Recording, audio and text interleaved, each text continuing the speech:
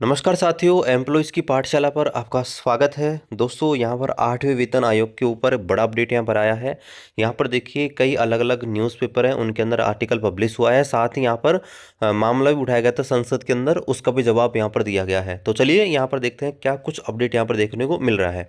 तो यहाँ पर आप देख सकते हैं 8वें वेतन आयोग की पुष्टि, सरकार ने डीए बेसिक मर्ज करने से किया इनकार। तो चलिए पहले इसको पढ़ते हैं। न्यू दिल्ली 8वां वेतन आयोग पिछले एक महीने से चर्चा में बना हुआ है। 3 नवंबर को सरकार द्वारा टर्म्स ऑफ रेफरेंस यानी कि टीओआर जारी करने के बाद से कर्मचारियों और पेंशनर के बीच कई तरह के सवाल उठने लगे हैं। इसी मुद्दे पर 1 दिसंबर को संसद के शीतकालीन सत्र के पहले दिन ही लोकसभा में सवाल भी उठाया गया।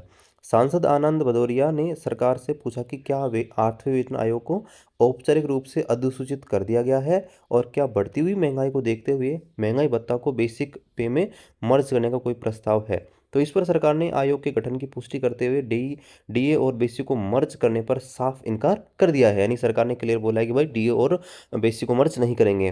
वित्त राज्य मंत्री पंकज चौधरी ने संसद को बताया कि 8वें वेतन आयोग का गठन 3 नवंबर 2025 को गजट नोटिफिकेशन के माध्यम से किया जा चुका है।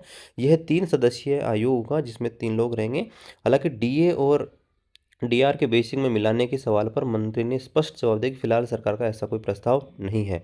उन्होंने कहा है कि पहले की तरह 6 महीने के जो आंकड़े होते हैं उनके आधार पर डीए और डीआर में संशोधन की प्रक्रिया जारी रहेगी। सरकार ने इस जवाब में बाद कई कर्मचारी और पेंशनभोगी संगठन निराश नजर आए हैं। वे महंगाई के बढ़ते बोझ को देखते हुए डीए और बेसिक मर्ज करने की मांग कर रहे थे। फिलहाल उन्हें और इंतजार करना पड़ सकता है। इसी प्रकार देखेंगे तो सेम यही चीज़ जो है यहाँ पर एक दूसरा न्यूज़पेपर है जिसने यहाँ पर कवर की गई है। ठीक है, तो चलिए यहाँ पर हम देखते हैं कि क्या कुछ ऑफिशियल जवाब दिया गया था। तो यहाँ पर आप देख सकते हैं ये राज्यसभा का वो ऑफिशियल यहाँ पर लेटर है जो यहाँ पर दोस्तों पूछा गया था। Question number 252 unstarred questions.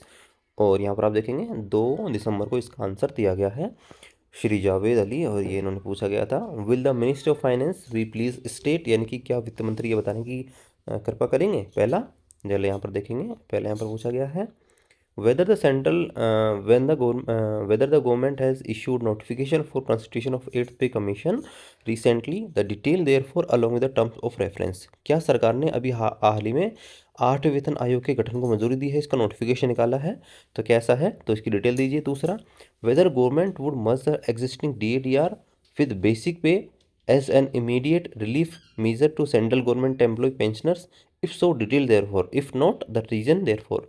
यहाँ पर देखिए क्या सरकार एग्जिस्टिंग डीए और डीआर को बेसिक में मर्ज करेगी, ऐसा कोई इनका प्लान है तो ऐसा है तो बताइए, और नहीं है तो क्यों नहीं है।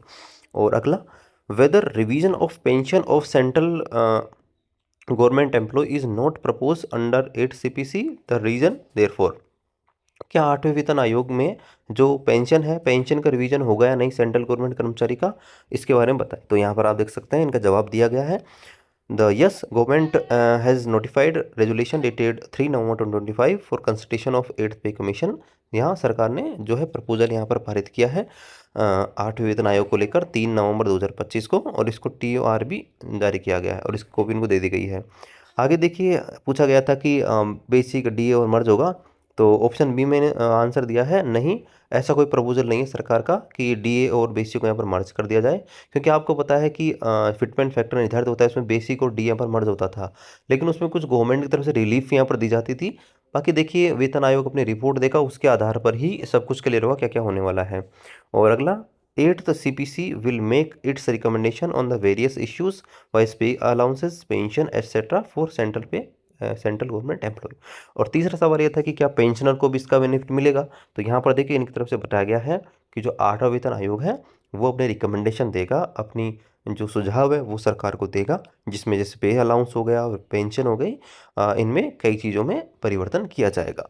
तो यहाँ पर आपको इंतज़ार करना रहेगा, जब तक पे कमीशन की रिपोर्ट नहीं आ जाती है तब तक देखिए कुछ नहीं कहा जा सकता कि क्या क्या बेनिफिट मिलेगा और कितना कितना मिलेगा। तो यहाँ पर आपको वेट करना है, जैसे को अपडेट आएगा मैं आपको और अपडेट कर दूंगा। मिलते हैं अगली वीडियो में, तब तक जय।